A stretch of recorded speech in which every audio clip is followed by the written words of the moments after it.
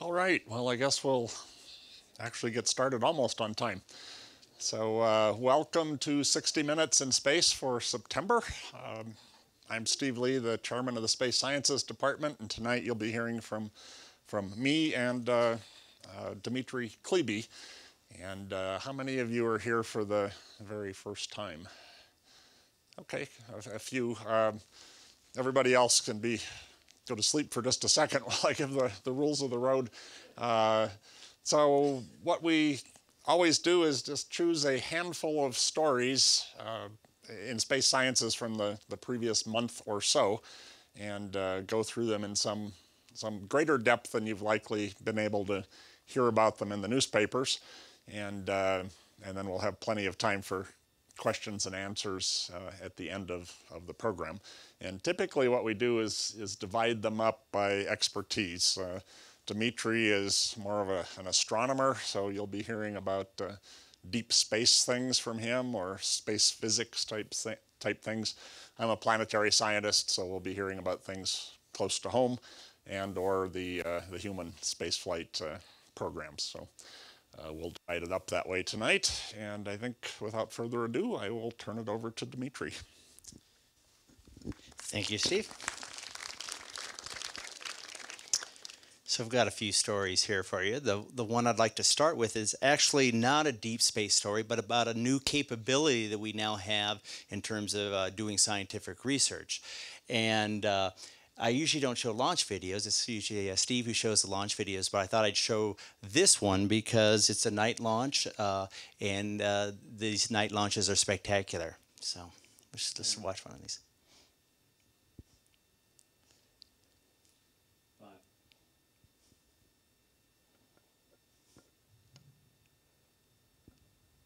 Release.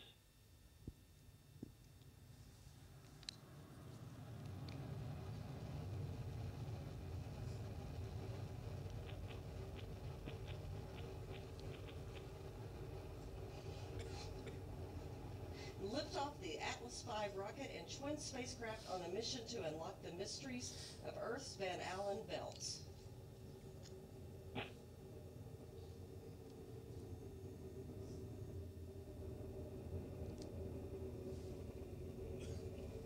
This engine continues to perform well. Pump speeds within parameters, injector pressures are stable.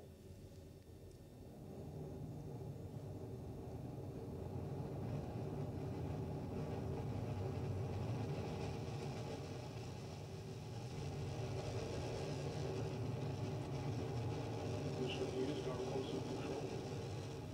And we can throttle back.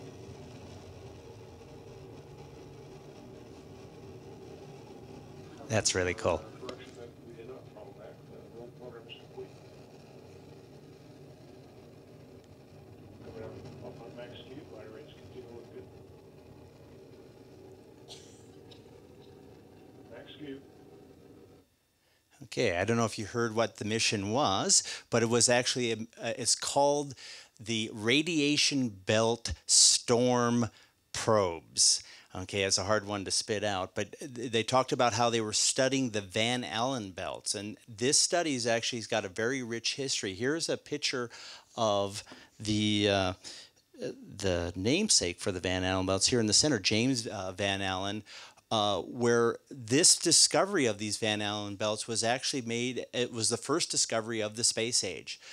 This spacecraft that they're holding above their heads there is called the Explorer 1. We actually have a model of that hanging up in Space Odyssey there. And it was the first satellite actually sent by us into space. And its major discovery was actually to discover these radiation belts that are now given the name the Van Allen belts.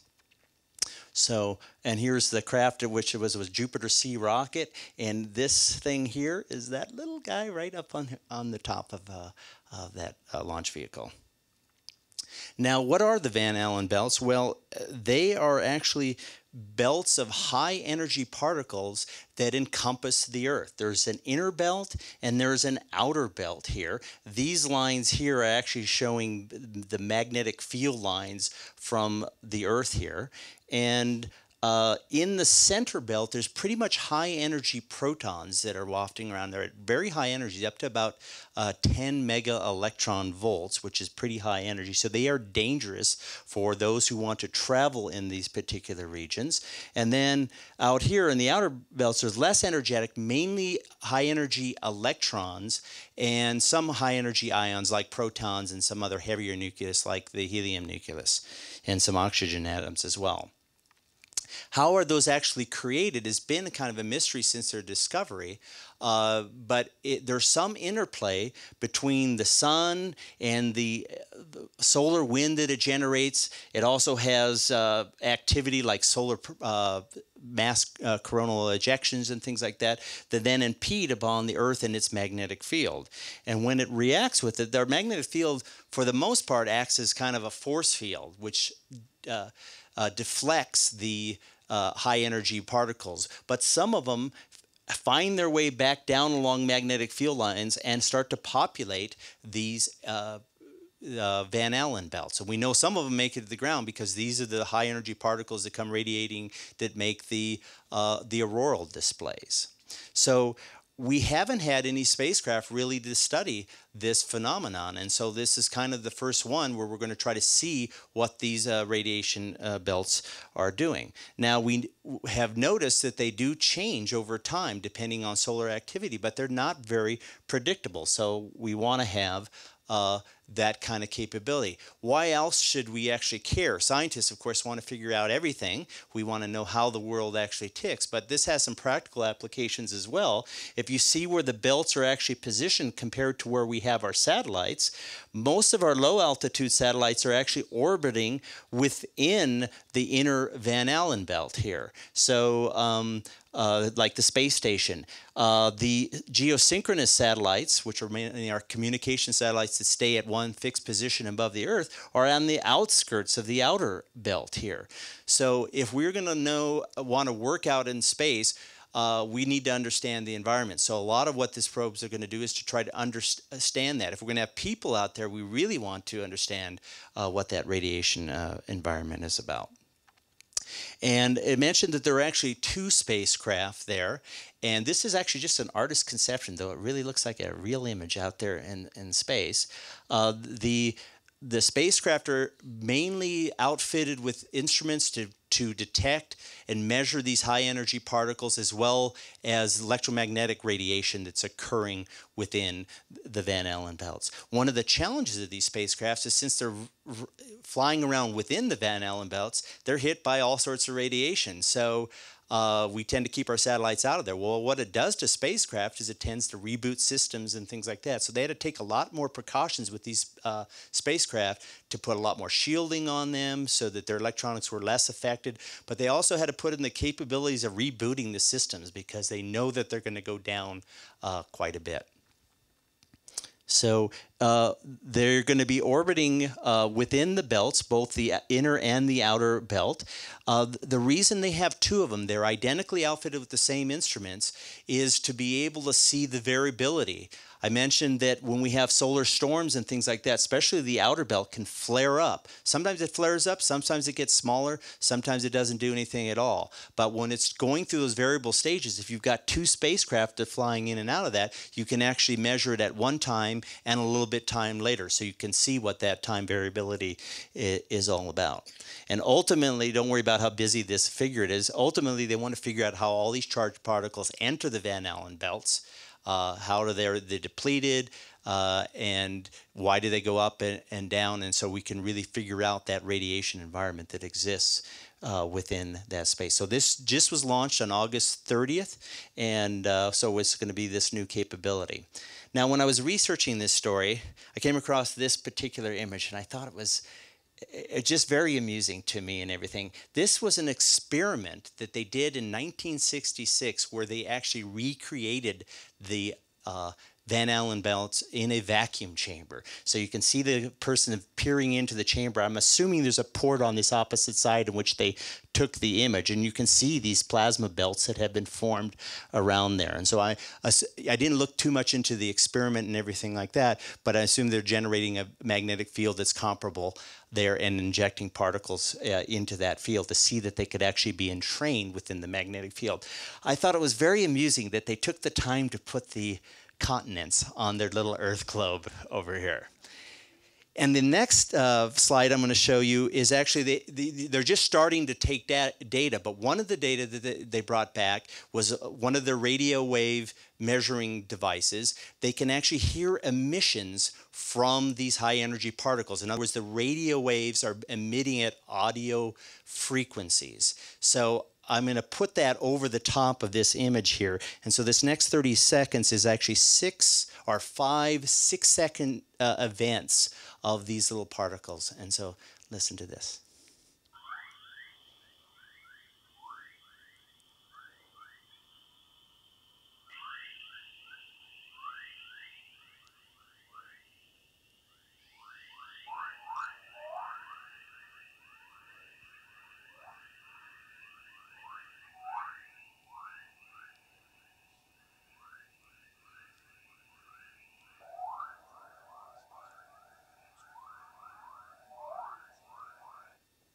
I can't imagine anything spacier sounding than that.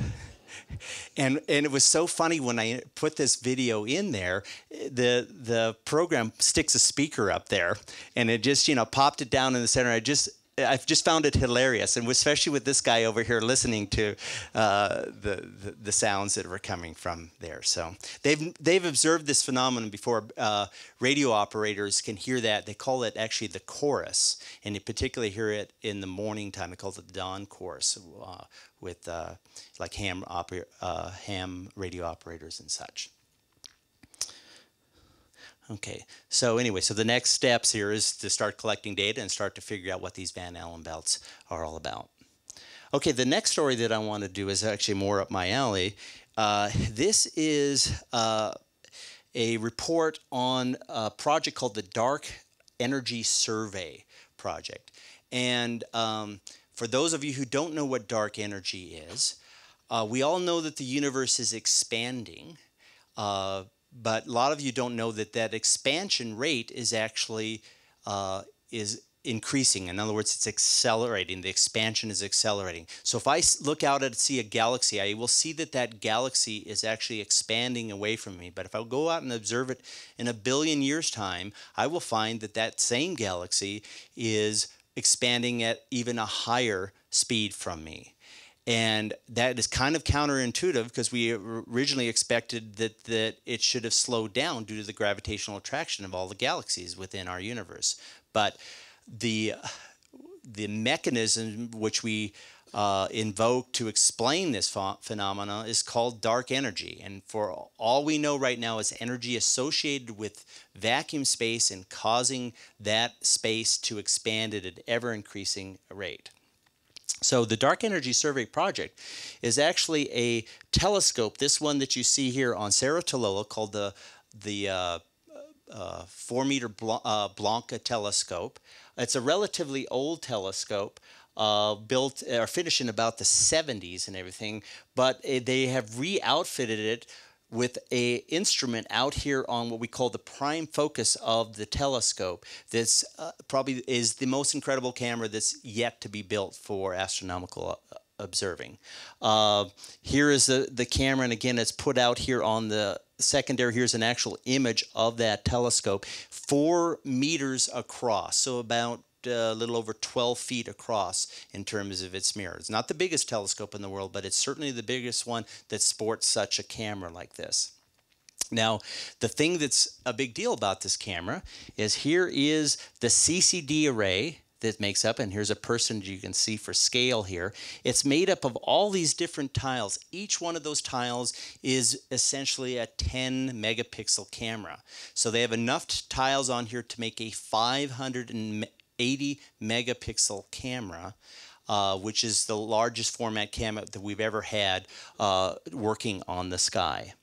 And so you can see a big chunk of the sky at one time. So there's a lot of, one of the issues in trying to put a camera that's that big, or a CCD array that's that big on a telescope, is you can't get good image quality across the entire field of view. So in designing this thing, they had to put a bunch of different corrector lenses also that are bundled with that whole CCD, and this thing that they call the focal plane is where that device is that I showed you. That's where the image is actually made. If I stuck a piece of paper there, that's where I'd see an image of whatever I am looking at with the telescope.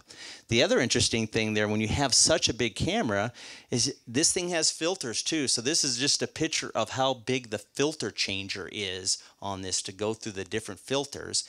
And this camera sports the largest shutter ever made for a camera. So imagine having that, because when in astronomy you have to take pictures of the sky, but you also have to take pictures in the dark so that you have what we call a dark reference when you're taking that data. So the story this week is they got first light onto this new camera and everything. So here is actually an image, and you can see all the tiled arrays there, and you can see a picture here of a large Magellanic Cloud here in the center here, which is one of it's one of our nearest galaxies. It's about 150,000 light years away. It can be seen in the southern hemisphere, but it takes up a big chunk of the sky. And this thing in one frame can see something about, I think it's about 6 full moons across here. So about 3-degree field of view in each of these directions. So it's looking at a huge patch of the sky. Now, excuse me, what it's normally going to be looking at is more deep space objects like this image here. So in this image, you can see that there are a bunch of galaxies that are in this particular image. So this one down here, just to see the quality of that image, there's a blow up of just looking at the data that is hitting on that one section of that array of pixels there, or from that CCD. Now, I said that this is a dark energy survey. So what does taking all these pictures of galaxies have to do with getting at the nature of dark energy? Well, it turns out the ability to see big chunks of the sky and seeing all of these galaxies that are out there, and to be able to look really deeply into space because you're collecting so much light with a 4-meter telescope, is allow them to have 4 different probes in looking at the whole dark energy situation. And so the first one that they're going to be looking at is how dark energy was actually first discovered. Here's a galaxy here, and out on the periphery of this galaxy, what looks like a star here is actually a supernova that has gone off in this galaxy. And when supernovas go off, they're almost as bright as the entire galaxy. The thing that's good about these kinds of supernovae, which are called type 1a supernovae, is they are referred to as standard candles, meaning that when they go off, they all are about the same brightness. And if you know how bright something is, you can actually figure out how far away it is. So these are objects that you can figure out how far away they are. And we know how fast light travels, and therefore you can figure out when in the age of the universe that supernova actually went off. The other bit of information you get from it is looking at the spectra. You can see how fast that galaxy is moving away from us, and you can actually figure out how big the universe was at the time that that light was emitted. Coupling those two things, you can reconstruct how the evolution of the universe has gone in time. So that's one of the probes that we have, are these supernovae, and it's in fact how we discovered that the universe was accelerating. With this capability, they're going to be able to look at lots of these supernovae going off and tracking them and seeing them deeper in the sky and really seeing what the universe is doing over time.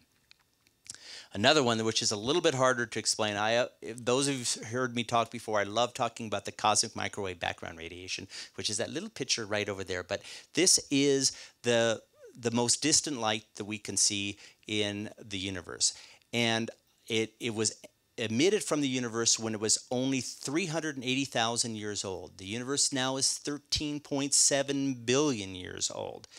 And I heard a really good analogy for the cosmic microwave background radiation, and that is, imagine dropping a pebble into a pond and watching the little waves then start to ripple out from that, dropping that pebble there. And then imagine freezing the pond at a particular time. Well, the microwave background radiation that we see is really the same thing. The pebble was dropped at the Big Bang, and then after 380,000 years, and we won't get into the details of the mechanism, the sound waves that were moving throughout the universe were frozen in this pattern on the sky, and that's what we see in that picture. Well, eventually, that was when the universe wasn't like it is today with galaxies and such. It was a very homogeneous or smooth universe, but there were slight places like the red spots that were a little bit more dense and the blue spots that were a little less dense. Eventually, those little red spots became galaxies. Now, if you look at an image of the cosmic microwave background, you'll see that those little red spots all have about the same size to them. So there's this characteristic size of how things were frozen in right at the beginning, and that, as the universe progresses into current time, produces galaxies that have kind of spacing about that same distance. We call it a standard ruler. So this dark energy survey is going to be looking at tons of these galaxies at different distances out there, in other words, different times in the universe, and be able to track how the universe has grown over time. So that's number 2 there. Another one is just looking at galaxy clusters. We see that galaxies like this one is Able 2112, I think. We see these very rich clusters that have 1,000 galaxies. Everything you see in there is a galaxy there in this particular cluster. And those are things that actually grow over time. So again, looking at big patches of the sky, you will be able to see how those clusters have grown, and how much clusters grow is an interplay between how much gravity wants to pull things together and how much dark energy wants to push them apart. So it's another one of those probes. And another probe that they're going to look at, this is not quite it, but it's a better image to look at, is that when we look at galaxy clusters, we often see this effect called gravitational lensing. You see these arcs right here, and here, and here, and here, and they're strewn throughout this particular cluster. Those are actually not part of the cluster. They are galaxies that are behind this bigger cluster here, and the light from that cluster is being bent by the gravity of that cluster. And measuring the amount of lensing that you see there actually determines how much mass is in that cluster. And most of the mass that's in a cluster is not the visible light matter that you see here, but it's something called dark matter, another thing that we don't quite know what it is. So they're not going to be looking at lensing quite, this is what they call strong gravitational lensing, but they're going to be looking at something called weak lensing, but it's the same kind of deal where they are able to reconstruct what the masses of these clusters are and to see how the masses of the clusters evolve through time. Again, seeing the interplay between the dark matter and the matter and the gravitational attraction and the dark energy that wants to make it go apart. So ultimately, this is going to narrow down the region of we call phase space that what dark energy is. We want to know the nature of this. We want to know exactly how it behaves. Don't worry about the axes of this graph, but each one of these techniques that I went through here, the baryonic acoustic oscillations, the clustering of galaxies, the weak lensing, and the supernova, all can be used to constrain what dark energy, how dark energy actually behaves.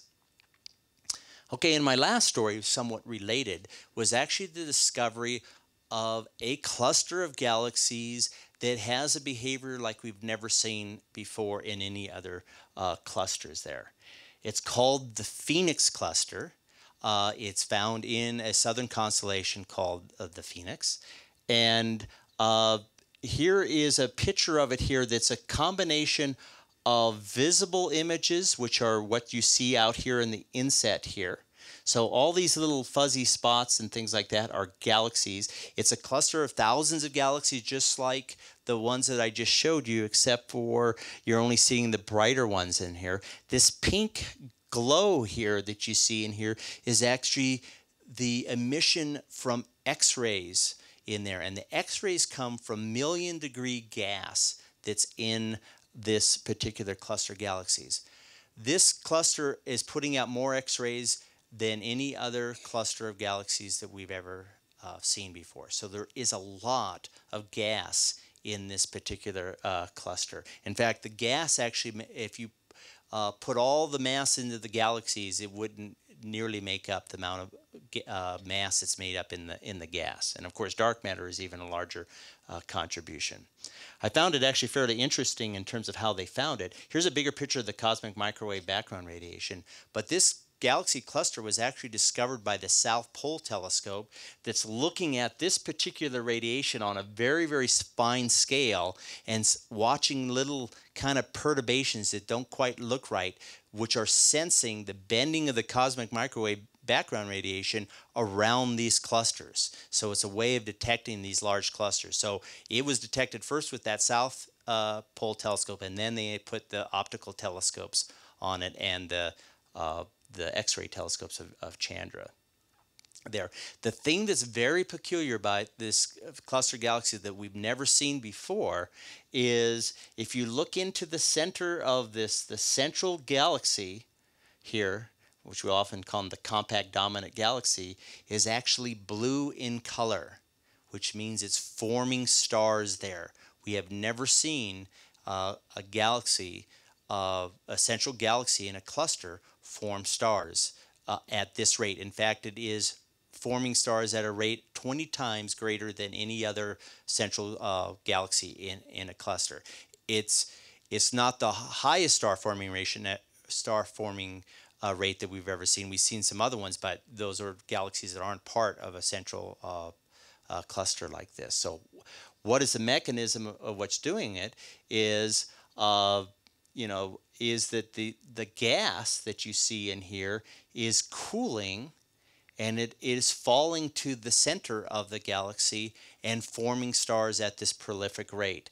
We often don't see that because this is a core in the X-rays of another cluster, in the Perseus cluster.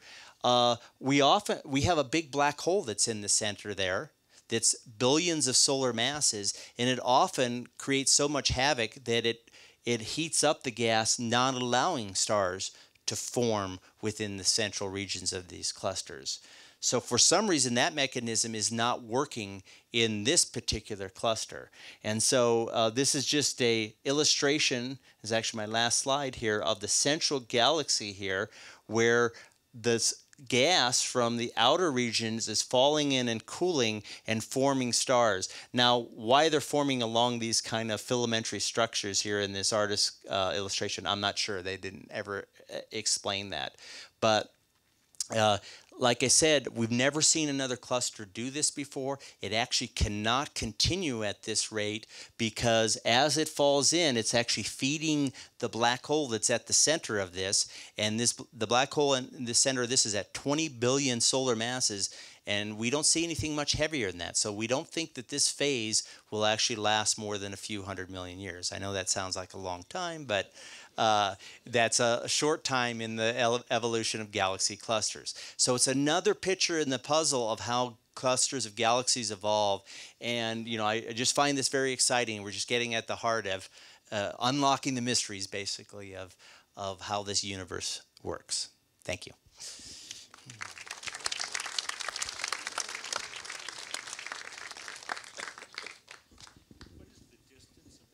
Oh yeah, I meant to mention that it's about 5. The question was what the distance to that galaxy. It's 5.8 billion light years. So it was emitted from the universe when it was a little bit more than half its current age. Okay, let's get on with sort of the usual table of contents here, which is Mars. All Mars all the time, and especially with Curiosity now roaming the surface. So first I wanted to update you on the progress of the Opportunity rover.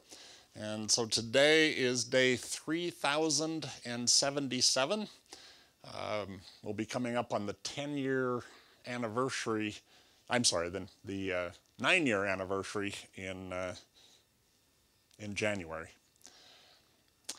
So just to remind you where Opportunity has been roving here, it's right on the edge of this large 20-kilometer diameter impact crater called Endeavour, and it's been sitting at this little sort of promontory here called Cape York. And we've been tracking this month to month. This is a high-resolution view from Mars Reconnaissance Orbiter. This is Cape York. This was the path that Opportunity took, and it spent its winter, let's see, it was right here, sort of pointed north toward the sun. And then since then, it started roving in May of this year again, and it's been working its way around to the other side of Cape York. The last time we met in August, it was just approaching this outcrop, which from orbit is thought to contain clay minerals.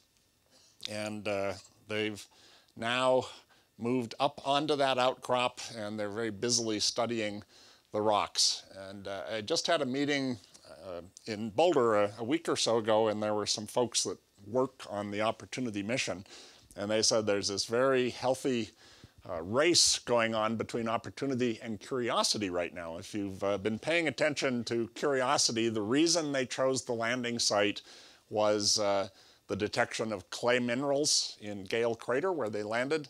And we've never seen clays on the surface of Mars before, other than from orbit. The interesting thing about clays is they only form in the presence of liquid water. And so they think they are on this outcrop now, which should have clay in it. And they're very busily trying to beat out Curiosity as being the first spacecraft to actually measure clay on the surface of Mars. And so here's what this outcrop looks like. There's obviously an exposure here of rock that's left behind when everything else has been eroded away. And they're just now starting to actually do some close-up measurements of these rocks. And they're finding some things that look very peculiar. This is part of that outcrop. There's a rocky spine here. This is about a little over a foot tall of just this sort of spine of rock sticking out of the surface. And they've been, for a week or more, up near this outcrop of rock. And one thing you might notice is there's sort of this pebbly texture, rough-looking texture to some of the surfaces on the rock. And when they got close with the microscope camera, this is what they see. There's all these little spherical particles. Each of these is probably a millimeter or so across. And these are, at first thought, these were very similar to what they've seen elsewhere on Mars, elsewhere at the Opportunity landing sites or the Opportunity traverses. These, looking back several years ago in the mission, these were what were euphemistically called blueberries. They turn out to be little spherical particles of hematite, which was good evidence that the landing site for Opportunity was in the presence of liquid water, because this type of growth, if you will, these little pearls of hematite would precipitate out of water. And so they initially thought, well, gee, this looks like a similar thing. But when you actually look at the details, you see lots of these that appear to be hollow, or they're being eroded away or eaten away. There's lots of evidence that there's sort of layers in these, and the layers are probably of different composition. So if there was water here, it was able to attack some of the minerals and dissolve the minerals and leave other parts intact. They have tried to do a compositional measurement of this, and they are not getting the signature of hematite. It's sort of an amorphous surface right now that they're not getting a real strong signature of anything other than the typical background rock. So this is, has got everybody scratching their heads, whether this is something related to these clay minerals or whether it's something totally different. But whatever the explanation, this is unlike anything we've seen on Mars before. So they're certainly going to be spending a fair amount of time trying to figure this out and move around, see how common this sort of texture is, and hopefully figure out what it's made out of. So this is just the recap of where they are right now. Again, it's day 3077. They've driven just a little over 35 kilometers so far and returned almost 171,000 images over the 8+ years of the mission. So let's move on and get up to date now with Curiosity. Today is the 44th Martian day since landing, and mostly what they've been doing over the last month, or since landing actually, is checking out the rover, checking out all of the instruments, checking out all of the mechanisms, using the arm, using the wheels, driving, steering, exercising all of the cameras. And it's fairly interesting, again, compared to the way that Spirit and Opportunity were operated. And the folks I was with last week said this was really dramatic. In those previous missions, the assumption was they had 90 days. That was going to be the duration of the mission. And so very quickly, every single day had to count. They had to do lots of science every day. And the drumbeat was just going constantly. They could not waste a day to just sit and test instruments. Whereas Curiosity, it's intended to be at a minimum a 1 Mars year mission. That's 687 Earth days. So it's a much more leisurely pace. It's also a much more complicated spacecraft. And so they're really taking their time, making sure that they know how to operate the spacecraft, that everything is working according to plan, and that it's ready to go. And so they're almost at the end of that now. They've got a couple of more systems to check out, which I'll tell you about in a second, but I'll bring you up to date on what has happened over the last month. One of the things you can tell, it's a more relaxed attitude, as you'll see from this video that JPL recently put out, just talking about the mission.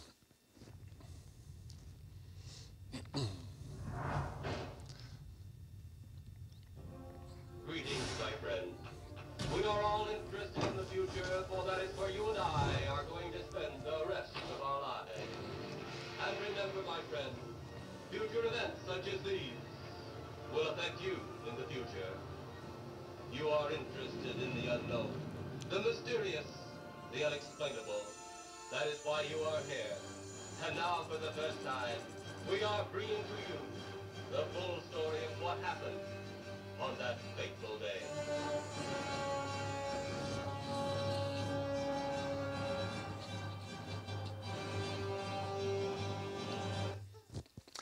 Okay, so now on to the rest of the story. So just to remind you, I've already mentioned Gale Crater. This is the landing site. This is about 160 kilometer diameter impact crater. The main feature that they're going to be studying is this large mound of sedimentary rock in the center. This is called Mount Sharp. It's about 5.5 kilometers high, 18,000 feet. So this ellipse is where they landed, and they're in the process of roaming over in this direction, and then they'll be driving into the foothills of Mount Sharp. So this was the sort of an oblique view showing the landing site and where their intended path is over the course of the next 2 years. Right now, they're actually, I think I said that wrong, they're actually moving off in this direction. And they'll be studying an area over here for 3 or 4 months and then head off to the foothills. And so I believe I showed some of these last month. These had just come in as we were having our last meeting. This is Curiosity's view off in the direction of Mount Sharp. And it certainly looks like it's going to be a very exciting trek for them. This just adds some of the distances that you see. There's a small impact crater a few hundred meters away from the landing site, and there's this sort of depression or swale that they're going to have to drive across. It's about 6.6 kilometers to where they will actually reach the foothills, and that's likely to take them about 1 year, they believe, to get to the foothills, and then they'll slowly start climbing up these canyons along the side of the lower flanks of Mount Sharp. And the expectation is, as they do that, all of these different layers are going to be studied. They'll be able to determine the history of how all of these rocks were laid down with time. And this was the super high resolution version that I left you with last time. Again, you can see layer after layer after layer. This is going to be very much like climbing out of the Grand Canyon once they get there. But they're not there yet. So what they've been doing, this is an image from orbit, the Mars Reconnaissance Orbiter with its high-rise, super high-resolution camera. This was the landing site. This dark area is where the dust was blown away by the rocket exhaust. Excuse me. This bright spot right there is the Curiosity rover. And so that was at landing before they'd actually started driving.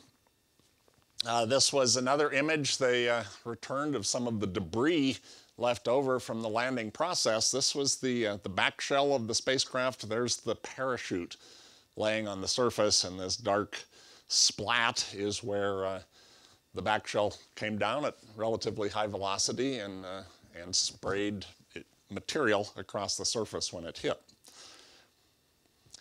And last month, they had just started driving, and so this was one of the first images from the rover actually showing tire tracks on Mars.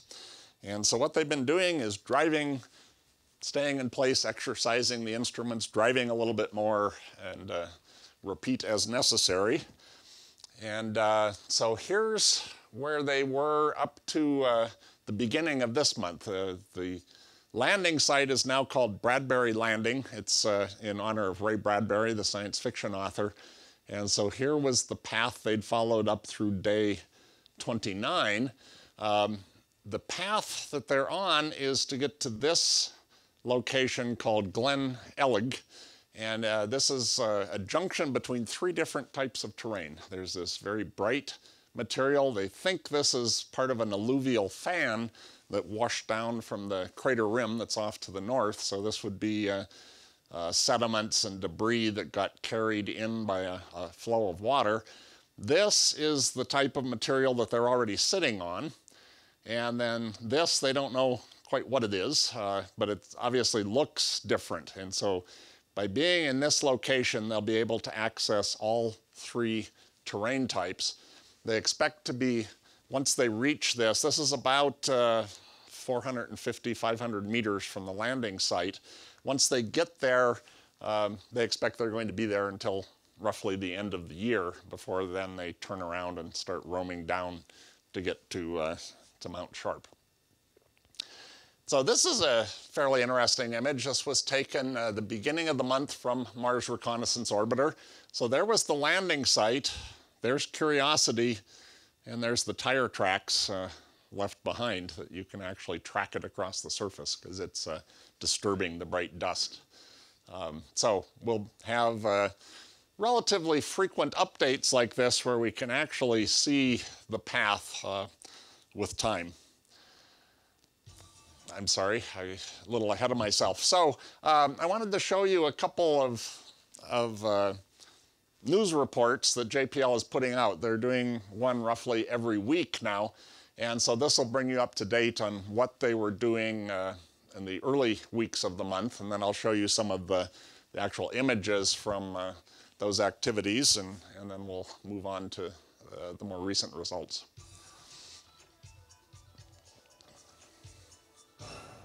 Hello, my name is Saina Ganchi. I'm a member of Engineering Operations team.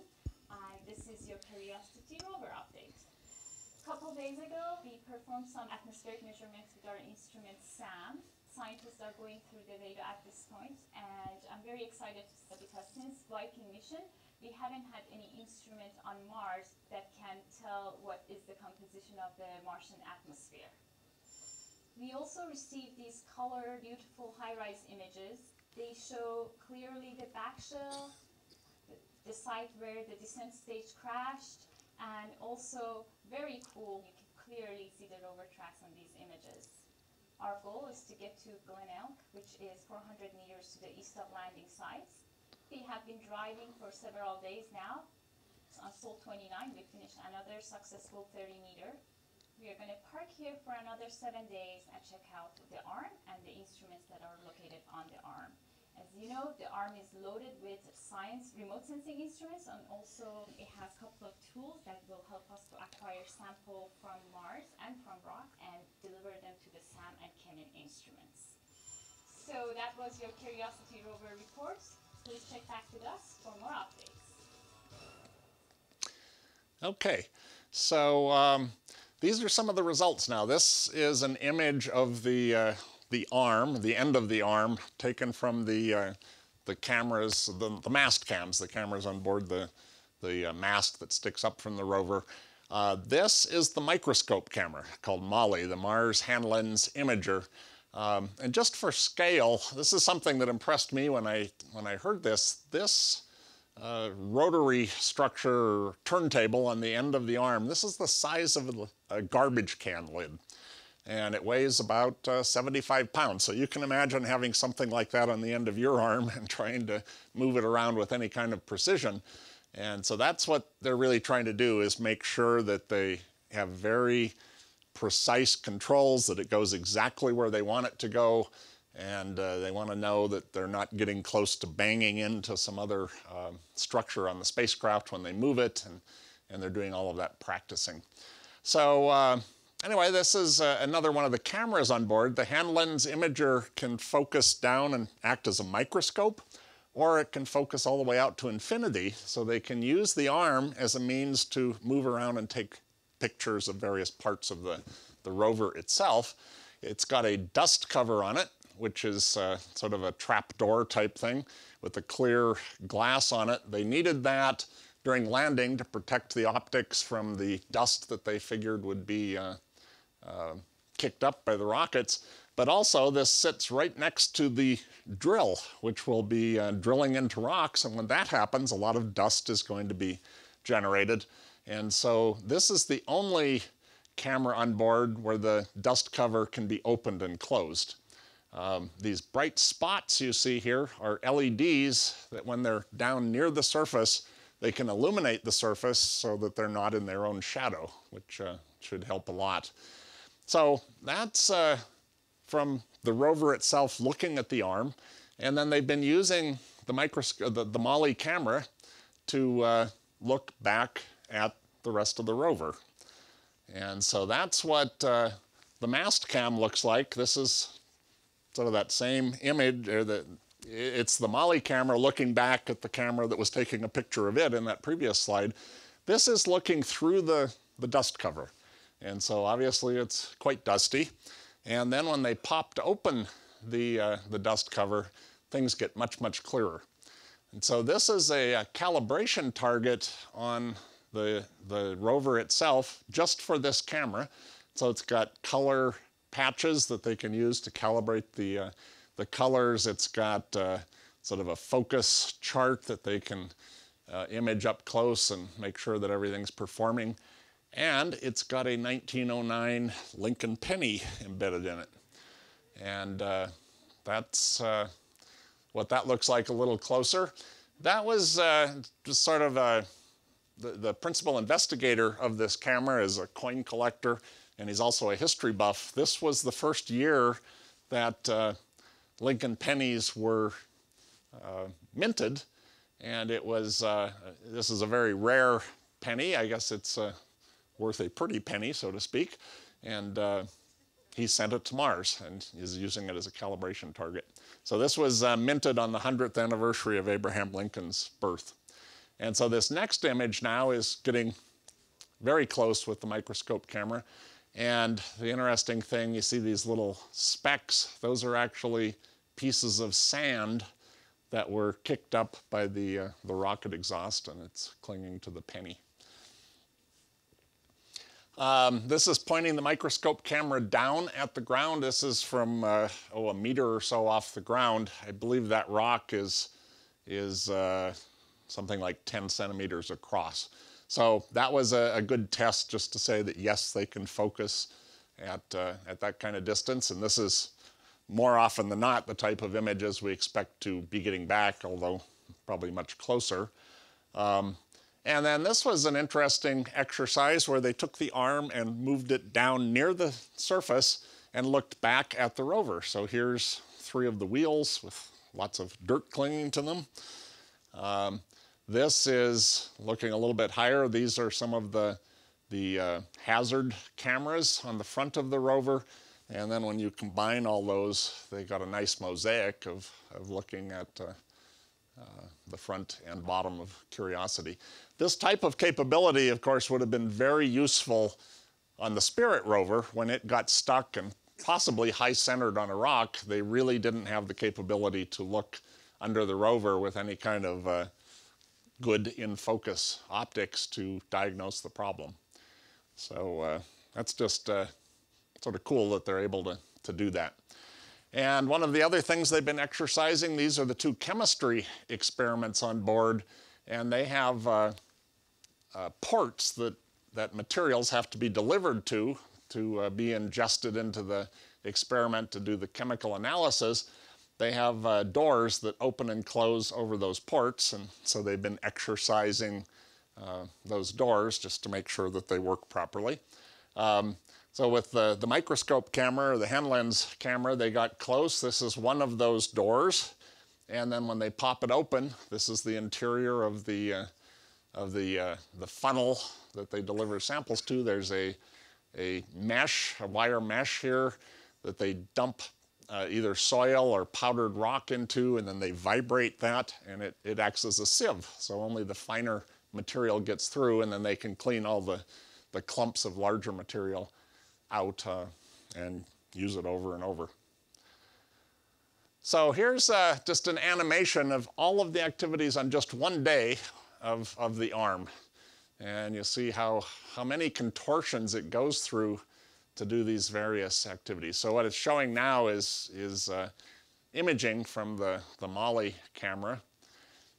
And I think we'll get up to where we get to that sequence where it was taking the self-portrait of the front of the rover in just a second.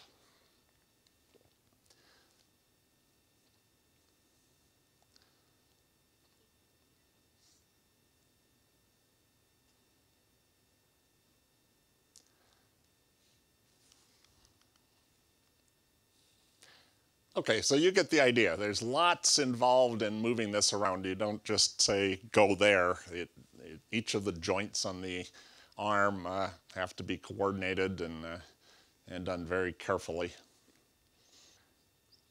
Okay, let me go back here. So here's the recap now. We're on day 44. So far they've driven almost 300 meters and they returned just shy of 10,000 images. So everything is checking out. Everything is working just according to plan. So stay tuned. We'll be updating this each month as the mission proceeds. I expect by next month they should be very near Glen Ellig, if not there already. And they should also be exercising the sample collection mechanism on the end of the arm. There's a little scoop, sort of like a backhoe, that when they find some suitable soil to scoop up, they'll use that as one of their first samples for the chemistry experiments. And then at some point, they're going to use the drill for the first time. That they'll probably wait until they find a unique enough rock that it's worth both the time and expending the drill bit, because there's only a limited number of times you can drill. So they want to make sure that that counts. So one final Mars story, just quickly. This is from the Mars Reconnaissance Orbiter, and there was a story just in the last week or so that they've detected carbon dioxide snow falling near the south polar cap. And That is done using an instrument on board called the Mars Climate Sounder. And this instrument has has a mirror that rotates so they can look either straight down or up against the limb of the planet. When you're doing it in this orientation, each of these squares, each of these detectors is about a 5-kilometer high spot in the atmosphere. So you can go from the surface all the way up to about 80 kilometers elevation, and they get both visible images as well as infrared information. And so they can look at the structure of the atmosphere and also determine the temperature of each of those spots. And so they used this over the South Pole. These were data actually taken, I think, about 2 years ago that they finally completely analyzed. And what it was telling them is that over the South Pole there was a large cloud, and when they looked at the details of this, the cloud was cold enough. It was about minus 125 centigrade, which is about minus 200 degrees Fahrenheit.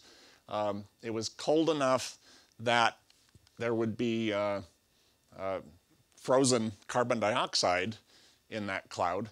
And when they looked at the details of the visible images, then they were able to detect that there were particles in this cloud. And by looking at it over time with a number of different angles, they could actually detect the size of those particles, and it's all consistent with snow, snowflake-sized things, pellets forming in the atmosphere that are actually falling onto the surface. And this is an interesting result. It confirms what we thought we already knew. There's all sorts of data, just images from orbit when they, with some of the higher resolution cameras, when they look against the limb of the planet, occasionally you see detached clouds that are at 70 or 80 kilometers elevation. And at that elevation, you'd expect the temperatures to be so low that carbon dioxide would be forming. We also expect in the winter time that the temperatures are low enough near the poles that carbon dioxide will be freezing out. We know that there's a lot of frost forming on the surface, CO2 frost. But this is the first time they've actually confirmed the temperature profile as a function of altitude, and also been able to detect the particle sizes in that. So, so that's a nice confirmation. And this is just a map they put out showing the deposits on the surface. And this is by snow. They mean both water and carbon dioxide. But what this tells you is right near the south polar cap, these are very small particles, which would be consistent with CO2 snow falling right at the cap. If there was water mixed in with that, you'd expect the particles to be much, much bigger. So it's just an interesting result that everything seems to be playing together now and confirming something that we've been suspecting for 10 years or so. Okay, the final story I wanted to do is the Dawn mission. And this is the orbiter that was sent to study the two largest asteroids in the asteroid belt, Vesta and Ceres. And the spacecraft got to Vesta in late July of last year, and it's been orbiting ever since. On September 4th, this year it finally left orbit, and it's now on its way to Ceres for the next stop in the mission.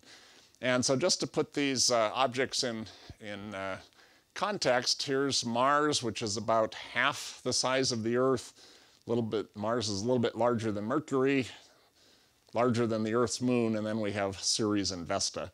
So Vesta is about 225 kilometers in diameter. Ceres is almost 1,000.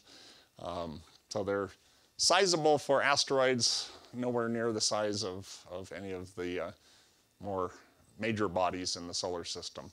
But this is certainly a milestone in the exploration of asteroids. This is just showing to scale all of the different asteroids that we've had spacecraft fly by, and you can see that Vesta dwarfs all of these.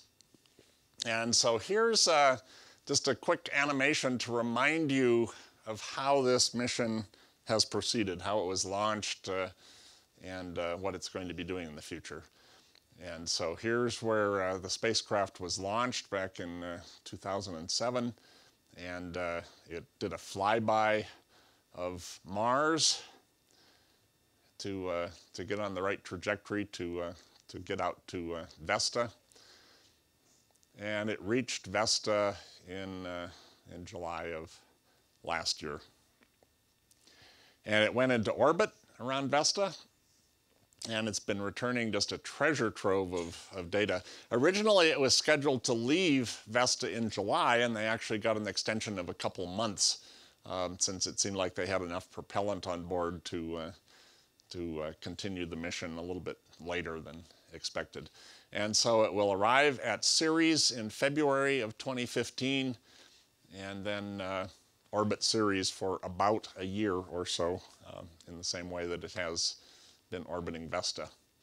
And this is an ion propulsion system, so it's called solar electric propulsion. It uses the large solar panels to excite xenon and spit it out the nozzles. It's a very low thrust, but it provides thrust for a long period of time, so they can actually do a large change in the velocity. And it's just a view of how the spacecraft would be flying over Vesta, and then how it slipped into orbit and then began orbiting. So it orbits from pole to pole. It's a North Pole to South Pole orbit. And initially it went into what's called the survey orbit, and that was a few thousand kilometers off from Vesta. And it did a few months of observations in that orbit. And then they altered the orbit to drop down closer to Vesta.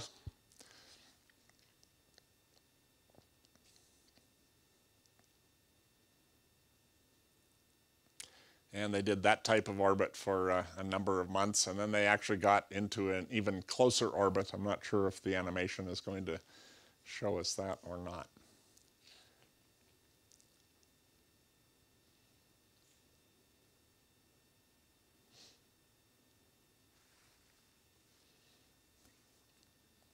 And so this is the way that they build up a global view of Vesta. You'll see the spacecraft flying overhead here and doing its observations.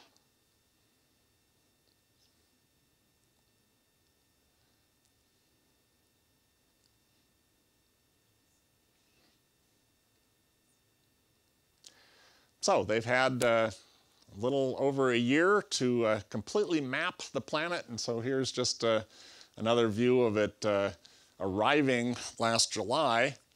And this is the type of orbits they did. So here was the survey orbit.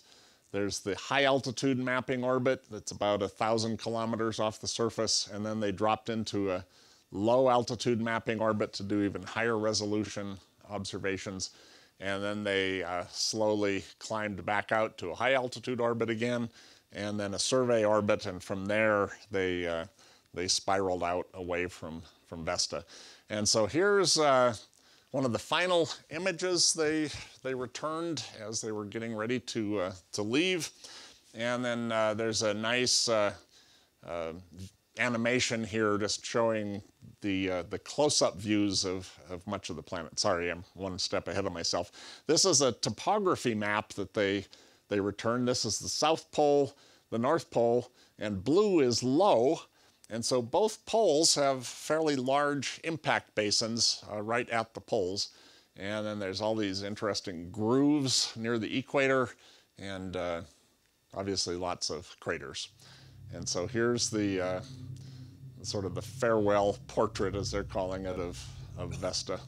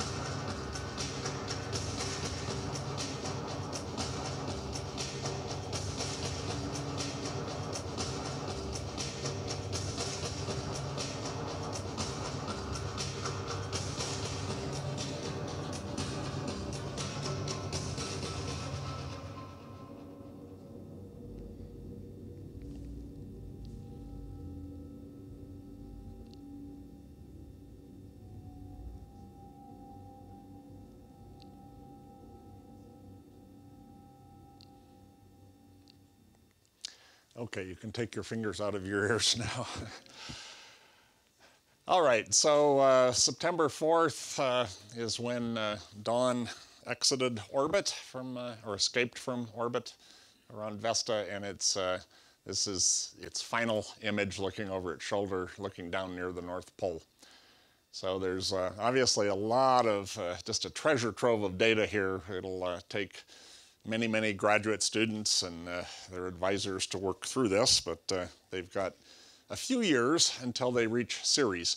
And so here's the next target. This is Ceres, the largest asteroid in the solar system, and this is the best view we've got of it right now. This is, was taken by the Hubble Space Telescope back in 2006, and we expect Ceres is going to look very, very different. First of all, it's large enough that gravity collapses it into a sphere, so it's about a 950 or so kilometer diameter sphere.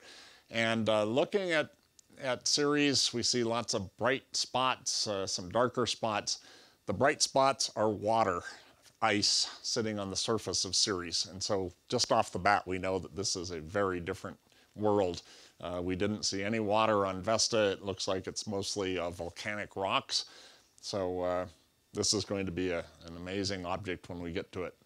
And this is just a concept of what we think Ceres is like. It's likely got a rocky interior, a water ice mantle, if you will, and then this outer crust, which is a mixture of rock and ice. And come this time, 2015, it's 60 Minutes in Space. In September of that year, I expect we're going to have a lot of more details about Ceres.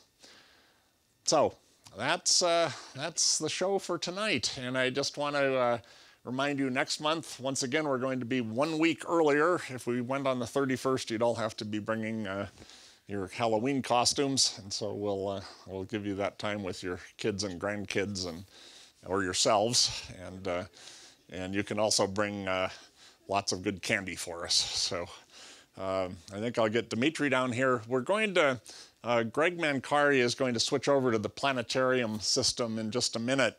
We've got a full dome version of the landing of Curiosity, which I think you've seen that animation many times, but you probably haven't seen it like this. So, well, if you're ready to go, Greg, I guess we can do that and turn off the other projector. Okay. Well, we can take a couple of questions while we're waiting, and then we'll switch off to that one when he's ready. So, any questions? Yes.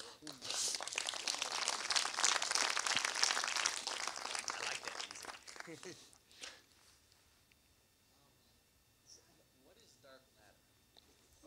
That's for you, Dimitri. Okay.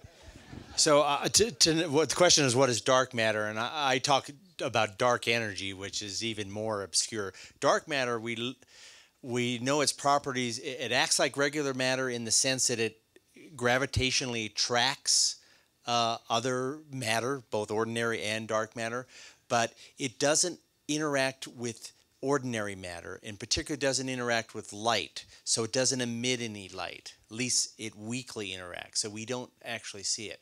So the big question, and I'm actually going to a conference next week called Dark Matters, that is going to discuss a little, more about that subject. But right now, we don't know what it is. We think it's potentially a particle that's never been detected that only weakly interacts with ordinary matter. But in terms of the amount of dark matter there's out there, for every bit of ordinary matter, there's about 6 times that in dark matter. And so it basically runs the show in terms of how things coalesce and form galaxies and all that. Okay, I think we'll switch off to this animation for just a minute, and then we'll come back to more questions. So this is the Curiosity launch, and then entry, descent, and landing. So go ahead, Greg. So here was leaving the Earth on the power stage of the Atlas V. This was the cruise stage that took 8.5 months to get to Mars, and then this is what happened on the evening of August 5th.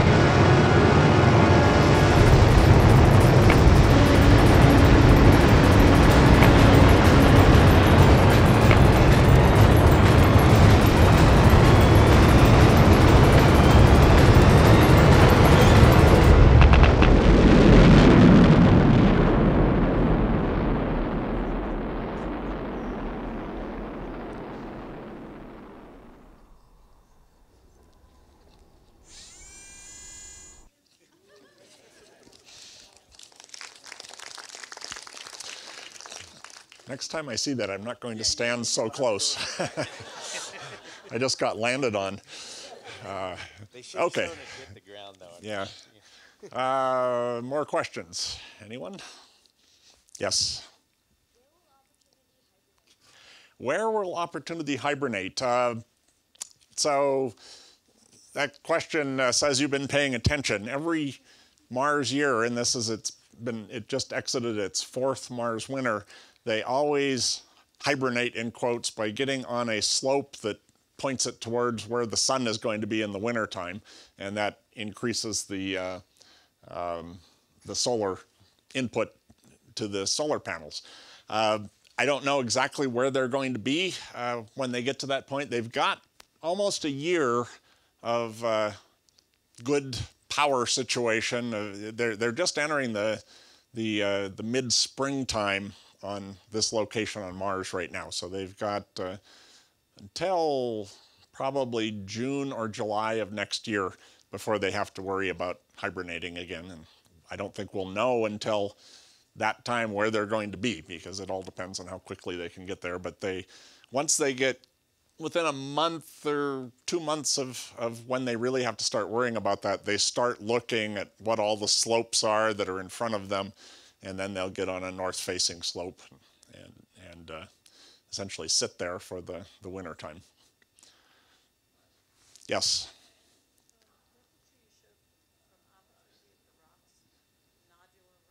Right. Stuff like that on Earth is either organically / bacterially mediated, or it's a result of some super saturation of a solution of polymers. Does anybody have a theory about how those things are forming on Mars? So how do those nodules form, or the blueberries to start with? They believe was groundwater percolating up through the existing rocks, and the groundwater had a lot of iron sulfate dissolved in it, and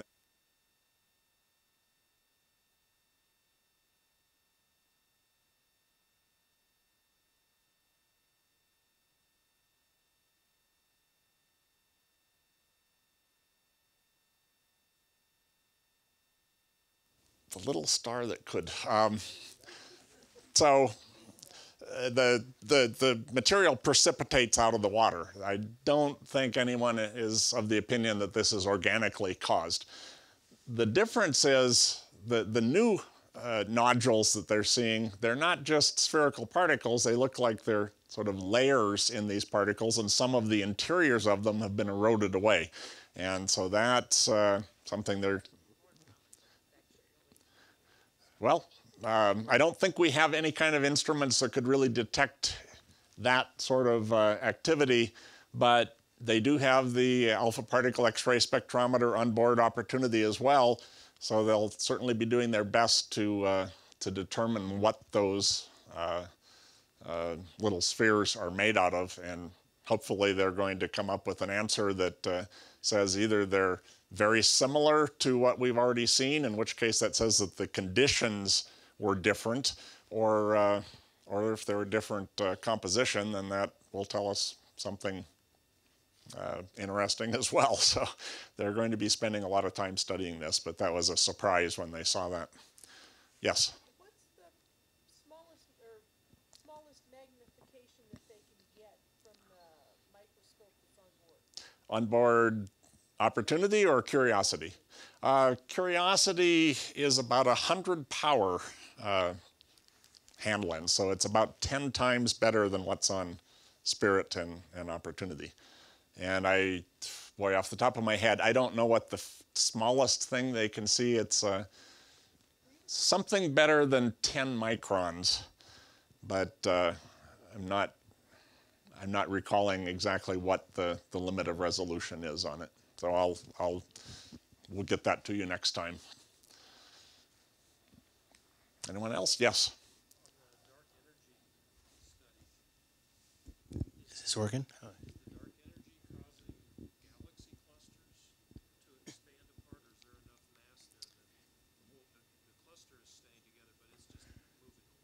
Yeah, the question is how is the dark energy actually affecting the clusters themselves? So dark energy has this kind of anti-gravity effect. So by looking at the clustering over time, you're seeing this kind of play between the gravity bringing the clusters together. Obviously, there's enough gravity within the clusters and galaxies and things like that to have caused those to condense and form those structures. But at the rate at which they grow is inhibited actually by the amount of dark energy that is there. So they want to see if the amount of dark energy is actually consistent.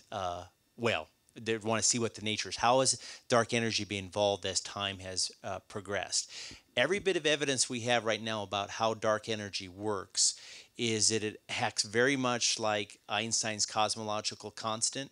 And the way that manifests itself is that if you have a certain amount of volume of space, it has a certain amount of dark energy in it. And you saw that little graph I made. Everything was around this kind of -1, this W being -1.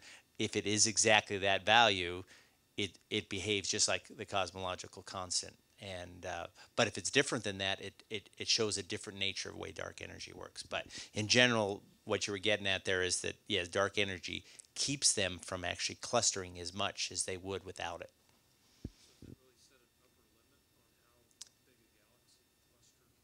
Uh,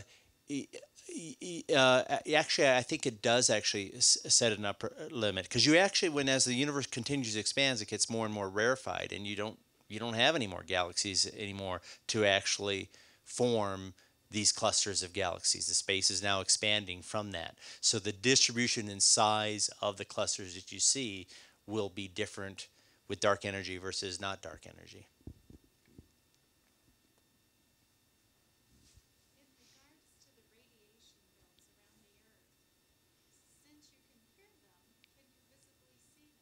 Oh, it's a good question. Can you actually see those radiation belts?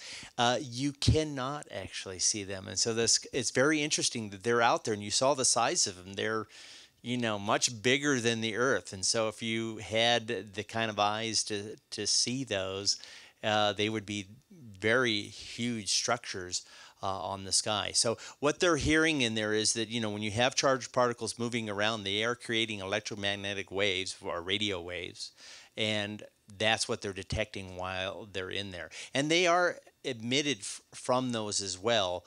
But as far as doing radio emissions of the Van Allen belts, I've never seen studies that have been able to do that.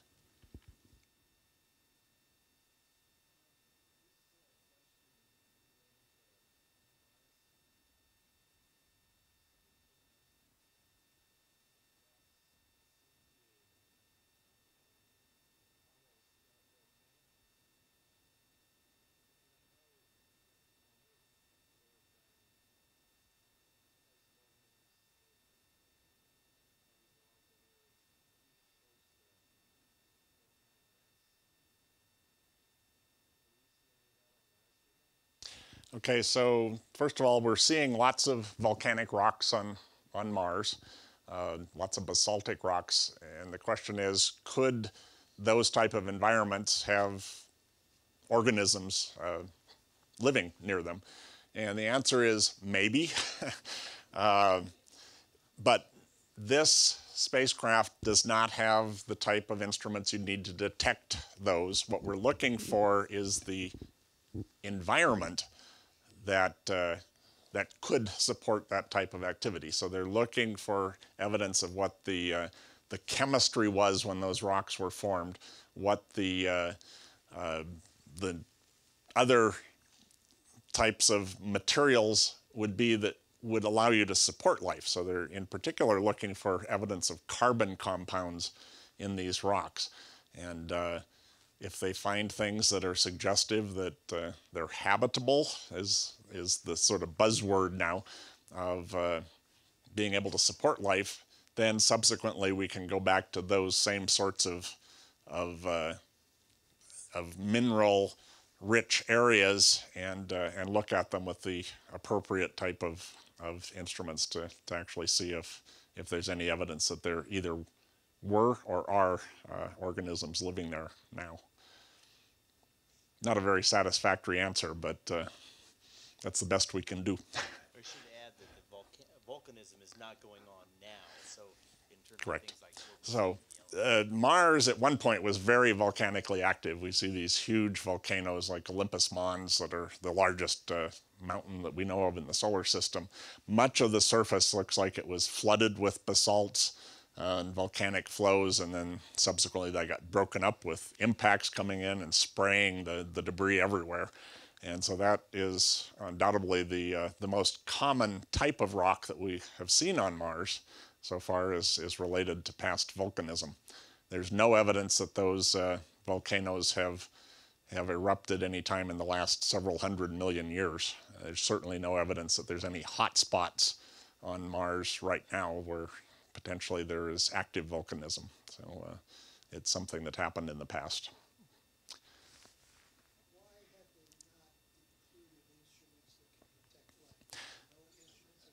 So why don't we have instruments that could detect life? The first answer to that is it's really hard to package those to send to Mars.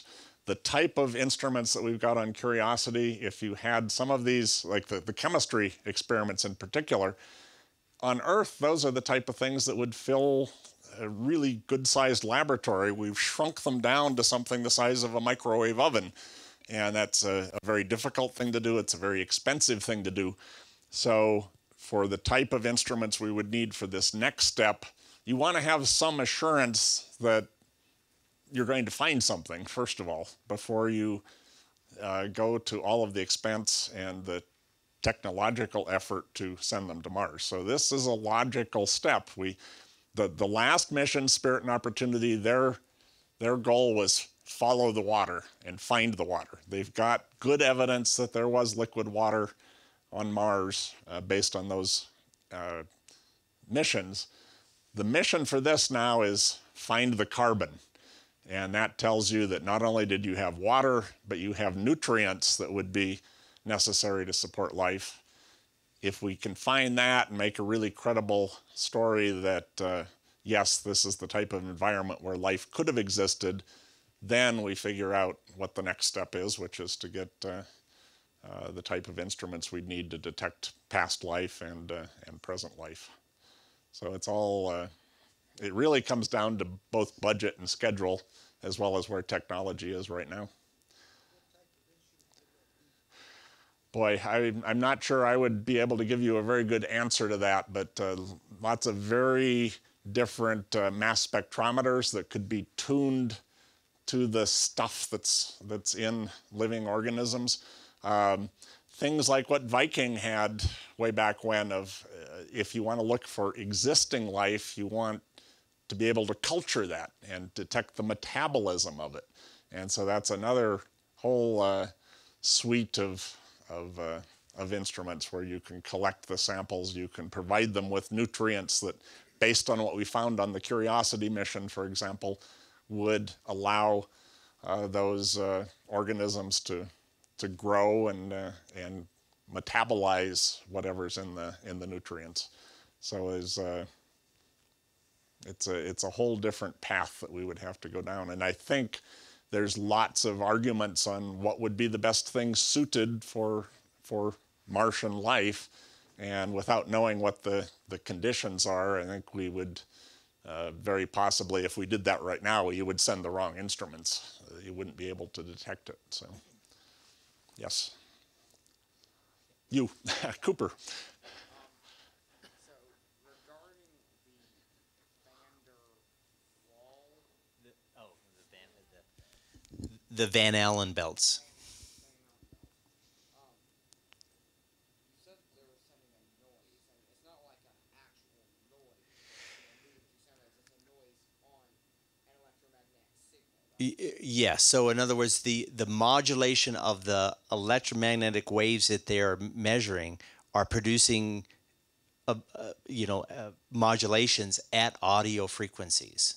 So if you had it tuned to that kind of frequency and you're watching it, go up and down, it's going up and down at audio frequencies you heard. And those were not tuned down to our frequency, or those are actual, if you measured that and you watched the amplitude of the signal there and you fed it into your speaker, that's what you would have heard.